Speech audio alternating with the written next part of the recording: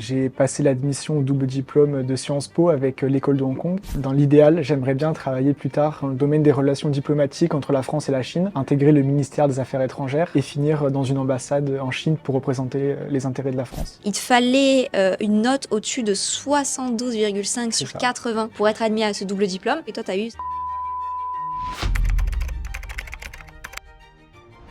Elliot fait partie des rares étudiants à avoir décroché une place dans le prestigieux double diplôme de Sciences Po et l'Université de Hong Kong, un programme qui n'admet que 5 personnes par an. Depuis la 6e, il suit un parcours en section internationale chinoise, alimentant son rêve de travailler un jour en diplomatie entre la France et la Chine. Dans cette interview, Elliot partage son parcours, son projet professionnel et l'importance d'une préparation structurée. Aux côtés de son meilleur ami Anis, qui a également suivi notre préparation stratégie, Elliot a su affronter les défis des concours avec détermination, notamment en se préparant intensivement pour l'oral en anglais. Si vous visez Sciences Po ou un double diplôme exigeant, l'histoire d'Elliot vous montrera que la rigueur, la stratégie et le soutien de son entourage peuvent vous mener à atteindre les objectifs les plus ambitieux. Bon visionnage. Bonjour Elliot, ça va bien? Bonjour, ça va très bien, merci. Merci d'avoir fait le trajet depuis Nice, c'est bien ça? C'est depuis Nice, aux alentours de Nice. Pas mal quand même d'heures de train, mais ça va être très intéressant puisque tu rentres dans un double diplôme assez rare. J'ai passé l'admission au double diplôme de Sciences Po avec l'école de Hong Kong, l'Université de Hong Kong. Du coup, c'est vrai que c'est assez spécifique, il y a peu de personnes, il y a peu de places. D'ailleurs, je crois que c'est 5 places par année. Et du coup, moi, je me suis porté sur ce choix assez spécifique parce que j'ai intégré la section chinoise depuis la 6e de mon collège-lycée. Et du coup, c'est vrai que j'ai trouvé que c'est dans la continuité. J'ai pu lier mon intérêt avec la Chine à mon intérêt pour Sciences Po.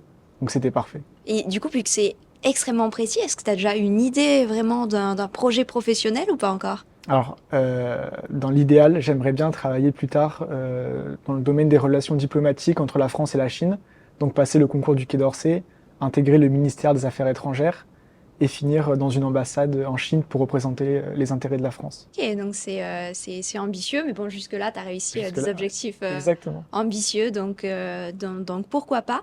Et est-ce que la diplomatie, c'est quelque chose qui t'a toujours intéressé, ou est-ce que c'est vraiment pendant le lycée que tu as découvert un peu les métiers de la diplomatie? Alors, à la base, je m'intéressais plutôt à la politique et aux relations humaines. Et ce qui m'intéressait, c'était vraiment avoir un contact avec d'autres individus.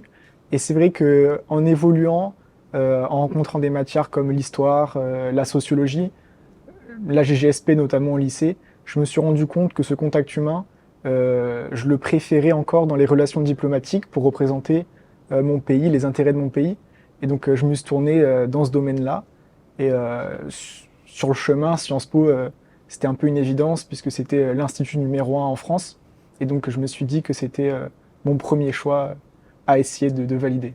Et t'as pas que préparé finalement ce double diplôme, tu as aussi préparé finalement le cursus de Sciences Po Paris. Exactement. Mais aussi les 7 IEP. Tu voulais vraiment pas laisser de place au hasard? Non. Voilà, moi, c'est vrai que je suis quelqu'un, j'estime, j'aime pas laisser de place au hasard, c'est exactement ça. Je réfléchis beaucoup et j'aime bien savoir comment je vais faire les choses. Donc c'est vrai que intégrer une prépa, pour moi, c'était aussi une évidence en classe de première, mais on y reviendra. Mais voilà, c'est vrai que j'aime bien quand tout est organisé et qu'il y a un vrai cadre. Et ce qui m'a marqué aussi avec ton profil, c'est que tu as intégré la prépa avec ton meilleur ami Anis. C'est ça. Et vous êtes ensemble depuis très longtemps finalement à l'école. Exactement. Donc comme j'ai dit, on a intégré dès la classe de 6e la section internationale chinoise. Donc en fait, on se concentre sur l'apprentissage de la langue et de la culture chinoise. Donc on a intégré cette section en 6e et on s'est suivi jusqu'en terminale. Et tous les deux, on a voulu faire ce double diplôme-là. On a tous les deux pris la même prépa, donc les stratèges. Et au final, on a réussi tous les deux l'admission. Et donc, vous allez tous les deux faire votre rentrée dans ce double diplôme spécifique. Exactement. Incroyable. Est-ce que vous avez une expérience similaire ou est-ce que, au contraire, ça a été très différent, que ce soit au niveau des épreuves, à l'oral? Est-ce que vous avez rencontré un peu les mêmes difficultés ou au contraire? Alors, il me semble qu'on était toujours sur la même longueur d'onde. C'est vrai qu'on a à peu près le même niveau académique, on a les mêmes ambitions, les mêmes perspectives. Et pour ce qui est du ressenti, Il me semble que pour l'écrit comme pour l'oral, on a vécu l'expérience de la même manière. On a rencontré peut-être les mêmes obstacles, les mêmes appréhensions, mais au final, c'est très bien passé pour tous les deux. Voilà. Ouais, c'est quand même assez incroyable, c'est Oui, vraiment un peu ouais, ouais. digne d'un film. Et même au moment où vous avez pris la prépa, je me souviens, c'était le soir, vous avez acheté la prépa quasiment à la même heure. Qu'est-ce que vous avez fait un peu avec vos parents? Bah, en fait, à la base, pour la petite histoire, c'était en cours d'SES, on regardait voilà, les différentes prépas qui existaient. Et le même jour, donc, on s'est dit, bah, on va en parler à notre famille, nos parents, on va essayer de les convaincre, parce qu'on la voulait vraiment, cette prépa. Et du coup, le même soir, on en a parlé à nos familles, et on s'est dit, allez, aujourd'hui c'est le jour J, on va essayer de l'acheter. Et nos parents, nos deux familles étaient d'accord. Ouais, Donc c'était super. c'est génial. Et tu avais dit aussi durant la préparation, tu avais dit Sciences Po, c'est le top du top. Donc, ça a toujours été ton objectif. Mhm. Au-delà de la diplomatie et ton projet précis, pourquoi est-ce que, parce que certains vont nous écouter, ils trouvent que Sciences Po c'est intéressant, mais peut-être qu'ils hésitent entre d'autres écoles, peut-être des prépas Mhm. comme Louis le Grand, Henri IV, peut-être qu'ils hésitent avec des universités de sciences politiques, ou même d'autres filières, le droit, l'économie, ou d'autres CPGE ou même d'autres grandes écoles, peut-être qu'ils veulent le faire, je sais pas, HEC ou peu importe. Quels sont selon toi vraiment ce qui fait de Sciences Po vraiment une école Mhm. extrêmement attirante? Pour moi, je dirais évidemment la reconnaissance nationale et internationale que l'école dont elle bénéficie, puisque j'ai lu des chiffres qui disaient que 50% des élèves en master étaient embauchés avant d'avoir leur master à Sciences Po. C'est aussi ceux qui réussissent le plus, par exemple à l'INSP, donc anciennement l'ENA.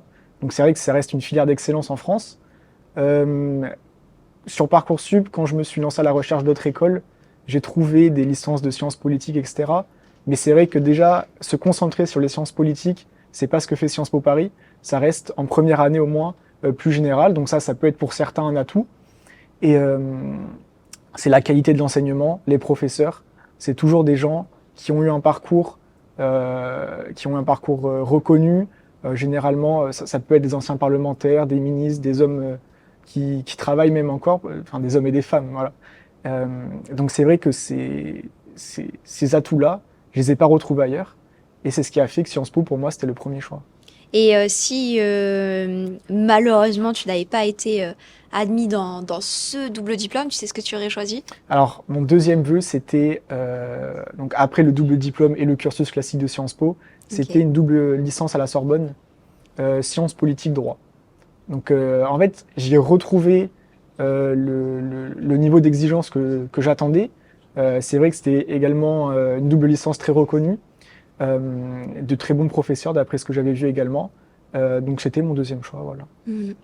Il y a une autre chose que j'ai bien aimé et je voulais qu'on en parle, c'était vraiment la compétition saine, puisque bah, à la fois tu faisais Exactement. la prépa avec à Nice et donc forcément tu es en compétition avec des plus de 10 000 élèves, hein, puisque c'est plus de 10 000 personnes qui passent Sciences Po. Mais du coup, là, tu avais concrètement quelqu'un qui avait le même niveau que toi et qui préparait un concours. Est-ce que tu peux nous en dire un petit peu plus sur cette compétition saine? Alors, il y avait une compétition, ça c'est sûr, parce que voilà, même classe, camarades de classe, et au final on prépare une admission avec 5 places au total. Et c'est vrai qu'on avait ce doute de se dire, est-ce que c'est possible qu'on soit pris tous les deux du même établissement dans ce cursus d'excellence? Ouais. Donc il y a eu une compétition, mais c'est vrai que ça s'est révélé, pour moi en tout cas, de mon côté, être une expérience, je dirais, enrichissante d'un point de vue humain. C'est vrai qu'on s'était dit qu'on s'entraiderait, qu'on n'essaierait pas de se mettre de bâton dans les roues, il n'y avait pas de raison à ça. Euh, donc pour l'un comme pour l'autre, en fait ça nous a plutôt aidé d'avoir quelqu'un avec qui on pouvait partager notre ressenti justement. On pouvait tous les jours se voir et se dire alors qu'est-ce que tu penses de ça, comment tu as vu ça, est-ce que tu penses qu'on va pouvoir réussir? Et c'est vrai qu'on a eu de longues conversations à ce sujet, mais au final, ça nous reboostait et on avait retrouvé la confiance, quoi. C'est super intéressant parce que c'est important, je pense, d'avoir l'entourage, ça peut passer par un ami, de la famille. Et du coup, nous, on essaie également d'être vraiment un support dans la préparation, de motiver les élèves. Et ce qu'on leur dit, c'est que au sein de la préparation, c'est pas parce que vous donnez des petits tips et vous essayez de vous aider entre vous que finalement, la probabilité que quelqu'un qu'on a aidé nous pique la place est quand même infiniment minime, alors que la probabilité quand on donne et quand on reçoit, que ça nous aide vraiment tous les deux à réussir. Et du coup, c'est le parfait exemple de ça. C'est vrai. Donc c'est pour ça que je trouvais ça vraiment intéressant. Et du coup, tu as dit que c'était un cursus assez élitiste dans le sens où c'est difficile d'y accéder. Il te fallait une note au-dessus de 72,5 C'est sur ça. 80 pour être admis à ce double diplôme. Donc pour le coup, l'admission de Sciences Po vient d'être réformée, mais avant c'était sur 80 points, donc 20 points plus ou moins sur le parcours scolaire, donc la moyenne générale depuis la seconde, 20 points un peu sur les notes du bac, 20 points sur les écrits et 20 points sur l'oral. Maintenant ça va être complètement changé puisque l'oral va compter pour 60 points, donc il va être vraiment surévalué. Mais du coup dans ce cadre-là quand même avoir, sachant qu'en plus c'est Sciences Po, une note difficilement, donc avoir plus de 72 sur 80, c'était quand même mettre la barre très haut. Et toi, tu as eu C'est 73,2. ça. Quelle a été l'épreuve la plus difficile selon toi? Pour moi, le plus dur à préparer, c'était l'oral. Parce que l'oral, la seule épreuve au final qu'on passe un peu en live. Donc, il n'y a pas le droit à l'erreur. On n'a pas de deuxième chance, en fait. Contrairement à l'écrit, on peut se reprendre si on retrouve une meilleure formulation. Donc là, l'oral, c'est vrai qu'il faut bien se préparer. Et pour moi, ça a été là où j'ai eu le plus d'appréhension, où j'ai eu le plus de doutes, où même en classe de première, quand je pensais à l'admission, c'est vraiment l'épreuve de l'oral qui me faisait peur. Et c'est en grande partie pour ça que j'ai choisi de prendre une prépa. C'était pour cette épreuve spécifique. Et voilà, donc avec une bonne préparation, c'est possible. Et on peut même l'aborder avec une certaine confiance au final. Mais c'est une épreuve qui m'avait fait peur au début. Et est-ce que alors les oraux blancs étaient plus faciles ou plus difficiles que ton véritable oral? Plus difficile. C'est vrai? Ouais, plus difficile. J'avais plus de stress aux oraux blancs aussi, parce que du coup, Ah oui? parce que le fait est que pour le double diplôme, l'oral se déroule en anglais. Et c'est vrai que j'étais pas bilingue du tout, j'avais pas un niveau exceptionnel en anglais. Et donc ça me faisait plus peur qu'un oral en français. Donc ça rajoutait un cran d'anxiété. Mais du coup, les premiers oraux blancs, j'ai eu un peu de stress. Parfois, je bafouillais un peu, je trouvais pas vraiment mes mots, je savais pas comment les tourner. Et donc j'ai eu plus d'appréhension pour les oraux blancs. Mais du coup, ça m'a beaucoup préparé. Les coachs posaient des questions très spécifiques, vraiment variées d'un oral à l'autre. C'était jamais les mêmes. Et le fait est que pour mon oral final, du coup, c'était des questions qui sont restées plutôt générales. J'ai pas eu de questions pièges, mais du coup, j'y étais quand même préparé. Donc c'est vrai que j'étais plutôt serein finalement. Et comment il était le jury avec toi? Gentil, gentil. C'était pas un jury qui cherchait à me piéger ou à me faire douter forcément. Il y avait un niveau d'exigence, ça se ressentait qu'ils attendaient quand même des réponses, des réponses pertinentes, voilà. Mais ils étaient avenants, voilà, vraiment. Et ça, c'est quelque chose qui t'a aidé? Oui, Ou quand je t'étais me préparé suis, aussi quand même au pire? je me suis préparé aux deux cas, voilà, un jury avenant et un jury qui pourrait essayer de me mettre en difficulté. Mais le fait est que quand je me suis connecté, tout de suite, ça a été, ça a été gentil. L'échange était gentil entre nous. Et donc ça m'a mis en confiance encore plus. Donc voilà, c'est bien passé. Et c'est vrai que dans la préparation, on essaie vraiment d'aborder des thèmes contemporains de manière un peu différente de ce que vous faites à l'école ou de simplement ce qui va se passer sur les chaînes de télé ou à la radio, vraiment pour que vous ayez vraiment une supériorité technique. Est-ce que tu as eu l'occasion d'aborder un peu ces thèmes contemporains pendant l'oral ou c'est allé trop vite? Ah non, oui, vraiment. Les thèmes contemporains qu'on avait travaillés pour notamment les images, donc il y avait une liste de thèmes, il y en avait à peu près 8 si je m'en souviens bien, 7, 8. Et le jour J, je suis tombé sur une image qui m'a permis justement d'en aborder deux ou trois. Et donc j'ai ressorti mes connaissances, je les ai évidemment adaptées à l'image que j'ai eue, mais du coup c'était pertinent, j'ai apporté les bons éléments. Et, euh, et après mon oral, j'étais vraiment satisfait justement de m'être resservi de tout ce que j'avais appris et que ça ait vraiment fonctionné comme prévu, quoi. Hmm. Donc j'ai suivi le plan. Tu es tombé sur quoi comme image?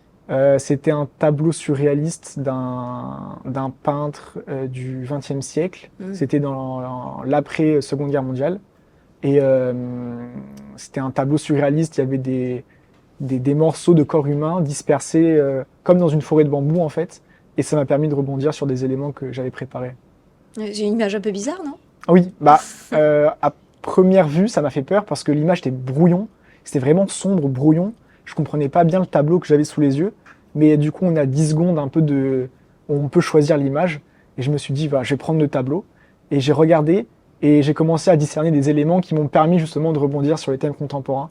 Donc au final, j'étais plutôt content de l'image en fait. Est-ce que du coup, parce que à chaque fois que je fais des interviews, quasiment, on me dit qu'ils ont envie de partir aux États-Unis.